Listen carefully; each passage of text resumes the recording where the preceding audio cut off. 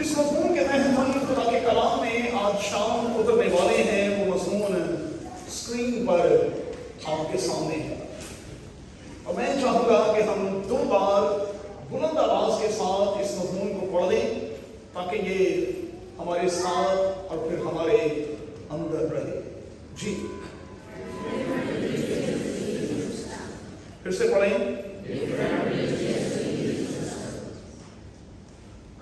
یہ آج کا ہمارا مرکزی عنوان ہوگا۔ میرے پاس صرف 15 منٹ ہیں، چونکہ فیملی سروس میں اتنا رش ہوتا ہے کہ پھر خدا کے کلام کے حوالے سے بہت تھوڑا سا ٹائم ہمارے پاس رہ جاتا ہے، لیکن جلدی کے ساتھ، اختصار کے ساتھ چند ایک باتیں خدا کے کلام کا طالب علم ہونے کے ناطے میں آپ کی خدمت میں آج ایک بار پھر رکھنا چاہوں گا۔ دنیا میں رہتے ہوئے ہم ڈفرنٹ قسم کے بلیف سسٹمز جو ہیں ان کا سامنا کر رہے ہوتے ہیں۔ اگر وسیعت کی بات کی جائے تو میں ہمیشہ زور دے کر یہ کہتا ہوں کہ مسیحی زندگی کے حوالے سے ہمیں اپنے کانسیپٹ کو کلیئر کرنا ہوگا، اور اس بات کو ہمیشہ یاد رکھنا ہوگا کہ مسیحی یا مسیحیت جو ہے وہ کوئی مذہب نہیں ہے۔ ایک بات نوٹ کر لیں، خدا یسوع مسیح اس دنیا میں دنیا کے تمام لوگوں کے لیے آیا، صرف میرے اور آپ کے لیے نہیں، دنیا کے تمام لوگوں کے لیے آیا، اور اس نے دنیا کے تمام لوگوں کے لیے اپنی جان دی۔ خدا یسوع مسیح اس دنیا میں کوئی مذہب لے کر نہیں آیا، یہ بات بڑی کلیئر ہے۔ خدا یسوع مسیح اس دنیا میں کوئی مذہب لے کر نہیں آیا، مسیحی زندگی گزارنے کا ایک بہترین کانسیپٹ لے کر آیا، اور اس حوالے سے ہم گھر میں بھی آج دوپہر کھانا کھاتے ہوئے یہ بات کر رہے تھے کہ اگر ہم بائبل مقدس کی پہلی 5 کتابوں کو پڑھیں جنہیں تورا یا توریت کہا جاتا ہے، تو وہاں یہ دکھانے کی کوشش کی گئی ہے کہ انسان کے ساتھ اصل میں ہوا کیا، خدا کا پلان کیا تھا، اور کس طرح سے اس پلان پر انسان پورا نہ اتر پایا، اور جب انسان اس پلان پر پورا نہ اترا تو پھر حالات کس قسم کے ہو گئے، یہ ہمیں بائبل مقدس کی پہلی 5 کتابوں میں واضح طور پر دکھائی دیتے، اور پھر اگلی کتابوں میں یہ دکھانے کی کوشش کی گئی ہے کہ اس گناہ کے نتیجے میں جو آدم اور حوا سے سرزد ہوا، پھر زندگی کتنی مشکل اور پھر مشکل اور پھر مشکل ہوتی اور ہوتی چلی گئی۔ اس مشکل زندگی کو فیس کرتے ہوئے انبیاء کو بھیجا گیا کہ وہ لوگوں کو سکھائیں کہ زندگی کو آسان بنایا جا سکتا ہے، ان زندگی کی مشکلوں سے نکلا جا سکتا ہے، اور یہ وہی تعلیم ہے جو میرے اور آپ کے خداوند یسوع مسیح نے پہاڑی واز کے تناظر میں مجھے اور آپ کو دی، مجھ پر اور آپ پر یہ عیاں کیا کہ اگر ہم پہاڑی واز کے تناظر میں معاشرتی زندگی کے اس پیٹرن کو فالو کریں گے تو یقینی طور پر دنیا کے کسی بھی معاشرے میں ہوتے ہوئے میری اور آپ کی زندگی جو ہے وہ آسان اور پھر آسان اور پھر آسان ہوتی چلی جائے گی۔ لیکن اس میں کوئی شک نہیں کہ ہم دنیاوی لوگ ہیں، ہم جسمانی لوگ ہیں، اور ہم صبح سے شام تک صرف اور صرف اپنے جسم کے بارے میں سوچتے ہیں۔ رومیوں کے خط میں ونڈ کی گئی، ڈویژن کی گئی، اور یہ سکھانے کی کوشش کی گئی ہے کہ 2 قسم کے انسان اس دنیا میں میرے اور آپ کے ارد گرد بستے ہیں۔ پہلے وہ جو جسمانی जिस्मानी हैं, और कहा उनकी तारीफ ये है कि वो सिर्फ जिस्म के बारे ही में सोचते, और दूसरे वो जो रूहानी हैं, वो जो 24/7 सिर्फ और सिर्फ रूह के तौर पर जिंदगी बसर कर रहे होते।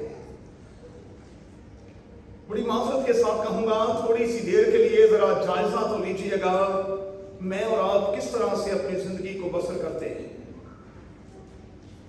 क्या 24/7 मैं और आप रूह के तौर पर जिंदगी बसर कर रहे हैं? यही आज का हमारा मरकजी ख्याल, मरकजी उन्वान है। याद रखिएगा, मुझे और आपको एक एजेंडे के तहत, मुझे और आपको एक प्लानिंग के तहत इस दुनिया में रखा गया। और मैंने इस ऑर्डर से बार बार आपको ये सिखाया कि मेरे और आपके पैदा होने का मकसद ये नहीं कि हम अपने अपने घरानों में पैदा हों, उसके बाद स्कूल और फिर कॉलेजेस और फिर यूनिवर्सिटीज में चले जाएं, फिर प्रोफेशनल स्टडीज को ले लें, उसके बाद करियर बनाने में मसरूफ हो जाएं, उसके बाद शादी करें, फिर बच्चे पैदा करें, फिर दादा दादी और नाना नानी बन जाएं और फिर शूं करके ऊपर चले जाएं। जिंदगी का ये कतई मकसद नहीं है। और अगर जिंदगी महज यही है तो फिर जिसने मुझे और आपको जिंदगी दी है उसके लिए जिंदगी में वक्त, जगह और मुकाम कहां है? जिसने मुझे और आपको सब कुछ दिया है उसके लिए मेरे और आपके पास क्या है? बनाने वाले के लिए मेरे और आपके पास क्या है? और क्या कभी मैंने और आपने रात के पहरों में उठकर खुदावंद से दुआ करते हुए ये पूछा है कि आए खुदा बता, इस दुनिया में मेरे रखे जाने का तेरा मकसद क्या है?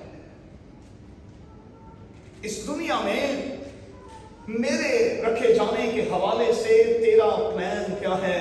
तेरा मंसूबा क्या है? तेरा इरादा क्या है? तेरी सोच क्या है? मैंने हमेशा बेटा ये कहा कि हमारा काम मुख्तलिफ हो सकता है, लेकिन हमारा मिशन जो है वो एक ही है। और हमारा मिशन क्या है?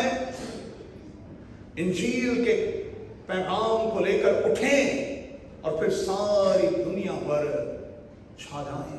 और मैंने कई बार आपको ये दर्स दिया कि अगर पूरी दुनिया के लोगों को लाइन अप किया जाए तो उस लाइन में हर 5वां शख्स जो है वो मसीही है। इसका मतलब ये हुआ कि हम पर पूरी जिंदगी में सिर्फ 4 लोगों की जिम्मेदारी आयत होगी। अगर हम 4 लोगों को खुदावंद यीशु मसीह के पास ले आए तो पूरी की पूरी दुनिया जो है वो मेरे यीशु की दुनिया बन जाए। लेकिन क्या मैं और आप ऐसा कर भी रहे? खुदावंद यीशु मसीह ने जब अपनी खिदमत का आगाज किया तो कहा तौबा करो। तौबा का मतलब है टू अबाउट टर्न होना, अपनी सिमत को बदल लेना, अपने रवैये और अपनी सोच को बदल लेना, यकसर तब्दील हो जाना। कहा तौबा करो। क्यों तौबा करो? क्यों अपनी सिमत बदलो? इसलिए कि खुदा की बादशाही नजदीक आ गई है। और जब दुआए रब्बानी दी तो कहा जब तुम दुआ करो तो हमेशा ये कहा करो तेरी बादशाही आए। मैंने आपको इस ऑल्टर से कई बार सिखाया कि बाइबल का खुदा किंगडमशिप का खुदा है, वो डेमोक्रेसी का खुदा नहीं। इसीलिए जहां जहां दुनिया में डेमोक्रेसी है वहां पर हमें बड़ेबाजी दिखाई देती। बाइबल का खुदा किंगडमशिप का खुदा है और बाइबल का खुदा ये चाहता है कि हम किंगडम माइंड सेट के साथ उसके हुजूर आगे और फिर आगे और फिर आगे बढ़ते और बढ़ते चले जाएं। मैंने आपको सिखाया था ब्रिटिश रॉयल फैमिली में 5 साल की उम्र तक किसी भी बच्चे का नाम लिया जाता है, लेकिन जब वो 5 साल का हो जाता है तो फिर उसे मास्टर कहकर मुखातिब किया जाता है। असल में उसे ये दर्स दिया जा रहा होता है कि अब तुम्हें मास्टर बनकर न सिर्फ खानदान को बल्कि कम्युनिटी को लीड करना है। और यही वो सोच है जो हर यहूदी माँ अपने बच्चे की पैदाइश पर उसे देती है। यही वजह है कि जब हम ओवरऑल नजर करते हैं तो 98% नोबेल प्राइजेस जो हैं वो हमेशा यहूदी बच्चे ही लेते हुए हमें दिखाई देते हैं। पैदा होने वाले हर बच्चे की पैदाइश के फौरन बाद उसकी माँ उसके कान के पास जाकर ये कह रही होती है, तुझे नोबेल प्राइज देना है, तुझे किंगडम माइंडसेट के साथ आगे बढ़ना है और किंगडम एजेंडे पर काम करना।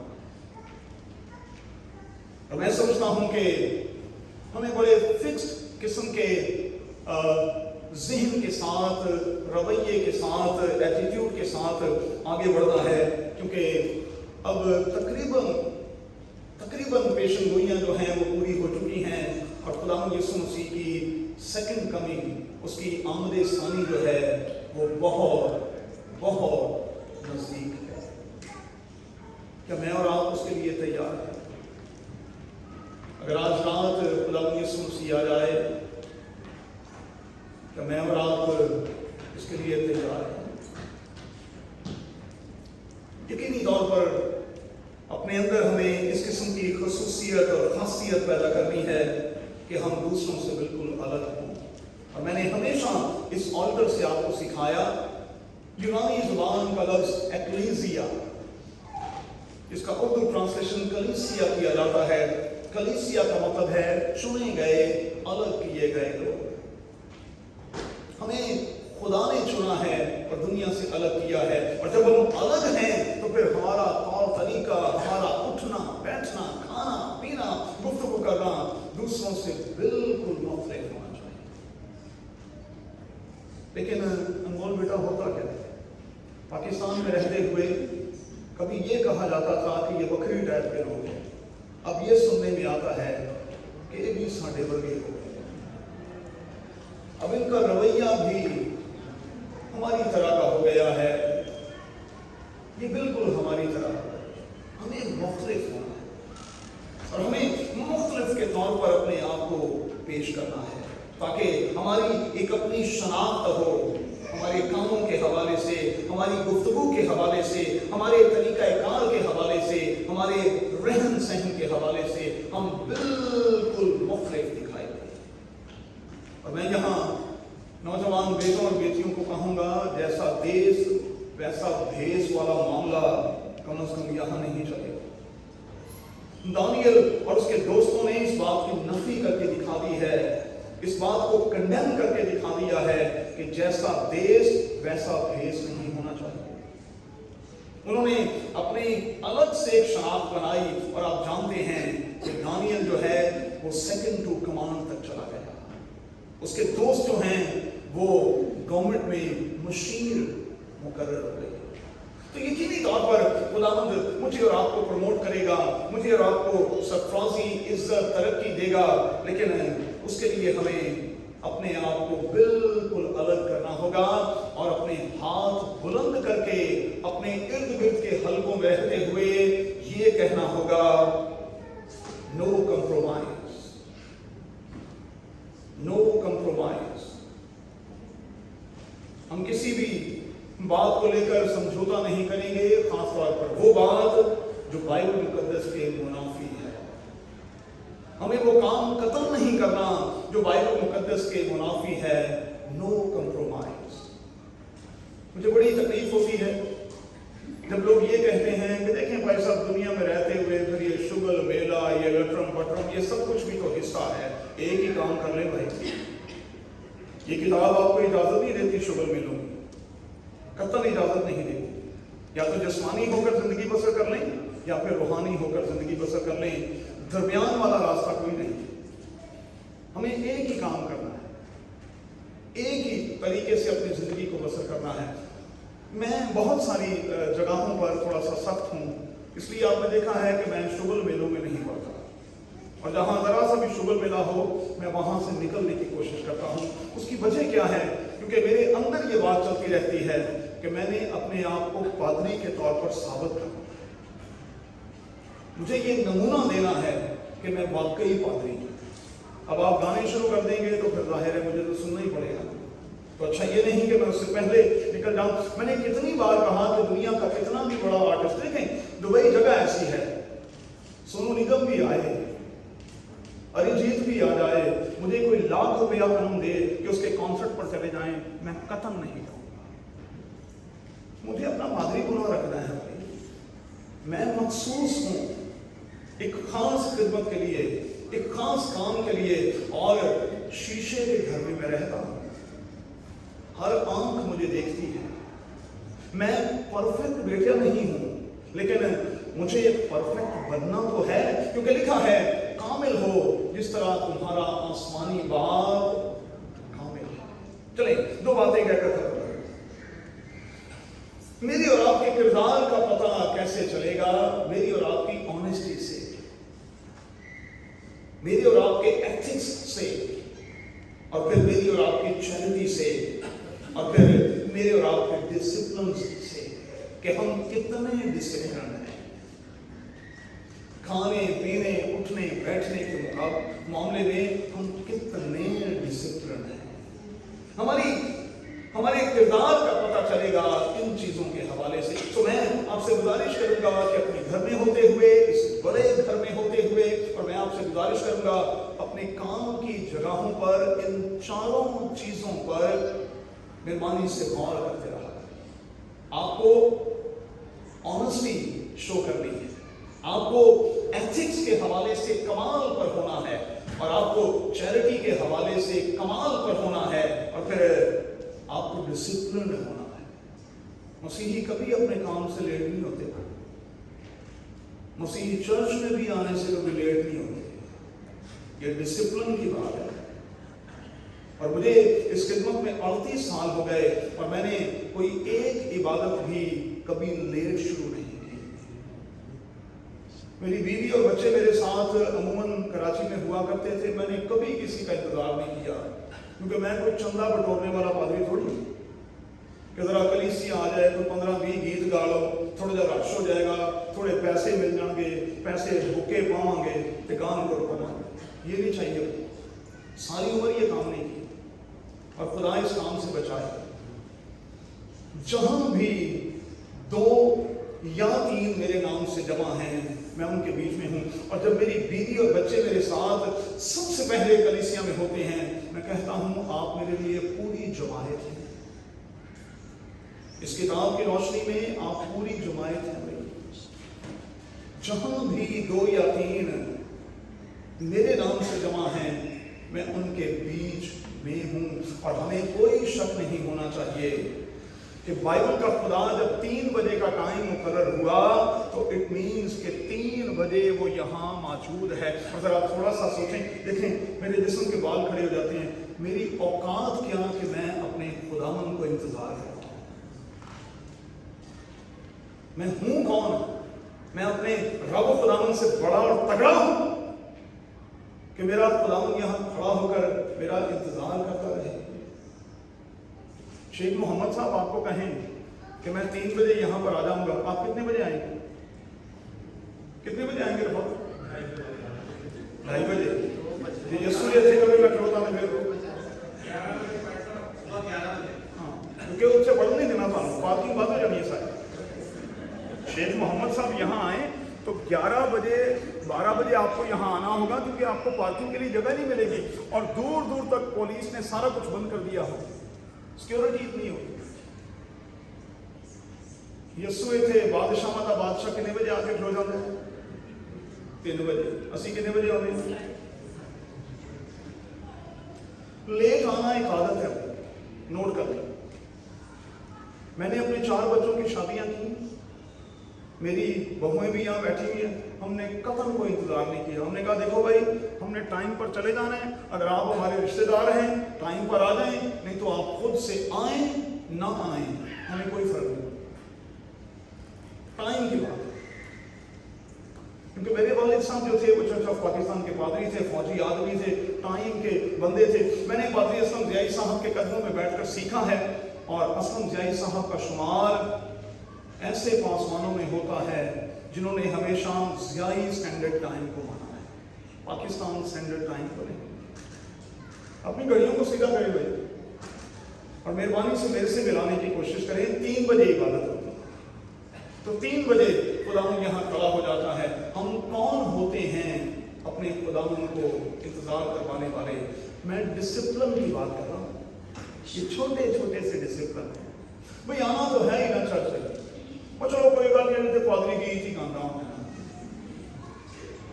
टोरी जावांगे की होंगे। इस किस्म की प्रस्तिश हुई नहीं, लोहा गर्म हुआ नहीं, उस पर जो चोट पड़ेगी वो आपको किस कदर मोल्ड करेगी? कतल नहीं। आखिरी बात, तो फिर क्या करें मैं और आप इस मुआशरे में रहते हुए किंगडम कैरेक्टर के साथ आगे बढ़ने की कोशिश करेंगे। एक बात, एक छोटा सा जुमला मैं आपको देना चाहता हूं। अगर आपका कैरेक्टर किंगडम कैरेक्टर ना हुआ तो आप उस किंगडम के सिटीजन नहीं होंगे। अगर आपका कैरेक्टर किंगडम कैरेक्टर ना हुआ तो आप उस किंगडम के सिटीजन नहीं होंगे। होता क्या है, जब किसी मुल्क की शहरियत आपको दी जाती है तो आपको कहा जाता है कि आपने इन रूल्स और रेगुलेशंस को फॉलो करना है। फिर आपसे ओथ लिया जाता है, और ओथ के बाद फिर आपको सिटीजनशिप दी जाती है। असी समझते हैं सानू सब कुछ झुंगे च लग जाता, झुंगे च थोड़ी लग। कुछ लोगों का ये कॉन्सेप्ट है कि खुदावंद यीशु मसीह ने अपना खून दे दिया है, अब खुली छुट्टी है भाई। पासपोर्ट हमारे पास है, वीजा ऑलरेडी लगा है, अब तो बस उसने आना है और हमने उसके साथ सीधा ऊपर चले जाना है। मेहरबानी से अपने कॉन्सेप्ट को सीधा करें, ऐसा बाइबल में बिल्कुल नहीं दिखाया, ऐसा बिल्कुल नहीं है। लिखा है 2 औरतें चक्की पीसती होंगी, 2 शख्स खेत में काम करते होंगे। अब ये कैरेक्टर की बात है, डिसिप्लिन की बात है। एक उठा लिया जाएगा और दूसरा छोड़ दिया जाएगा। और मैं कई बार कहता हूं, मुझे माफ कीजिएगा, कलीसिया तो उठा ली जाएगी, लेकिन मोस्टली पादरी जो हैं वो यहीं पर रह जाएंगे। तो फिर आइए आज से एक नई रूह के साथ, एक नए अंदाज से शुरुआत करें। अपने कैरेक्टर से साबित करें, अपने किरदार से साबित करें आप कौन हैं और क्या है। आइए दुआ करें। मेरे खुदावंद तेरे कलाम की गहरी और